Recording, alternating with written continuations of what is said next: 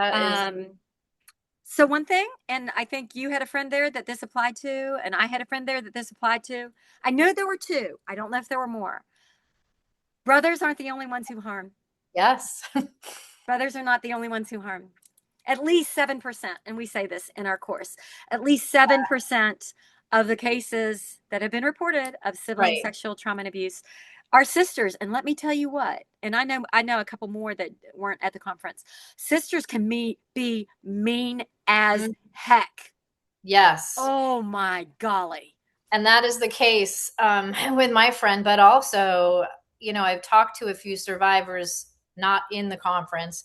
And I think that statistic of sisters is so low because there's that stereotype that, like, oh, you're like, if you're a boy, you're supposed to be tougher or stronger than your Yes. sister, or like, oh, your sister's just messing around. She wouldn't do that. There's so many ways people dismiss that type Yes. of complaint when it comes about a sister. And that's the same thing with child sexual abuse in general. We Yeah. find that the statistics say like boys are more likely to be the abusers than girls, but we truly don't know the real statistics because it is an underreported situation in general. So I'm just so glad to like see people talking about it. And I do think, somebody like PJ would be able to really bring more awareness to it, which is great. Yes. We do just need to focus on awareness and education Yes. across the board.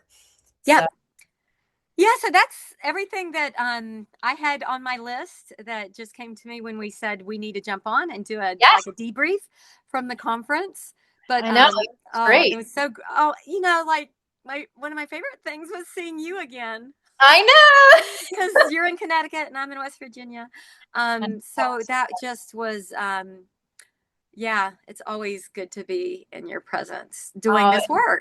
it's always good energy. And And I the think, Sapria ladies, who you know way more than I do, oh, we yeah, got to they spend were time with amazing. them because they did the wellness room and they Yeah. were there in case anyone was triggered or just having a hard time. And they And there were put to work. there were a few people that, and I was on the wellness wagon too with them, and we did have a few people that were triggered, and they were parents of survivors, and it's tough, Oh, but and I wish I could have gone to that session about the panel that you were talking about, because you think about when this happens and then parents are taking action and they're trying to help their children, but do they ever get help for themselves? right, Ever get therapy? right. Imagine the guilt.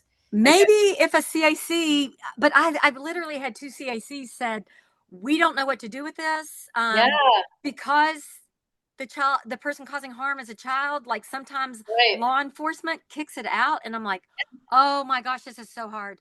Yeah, This it's is so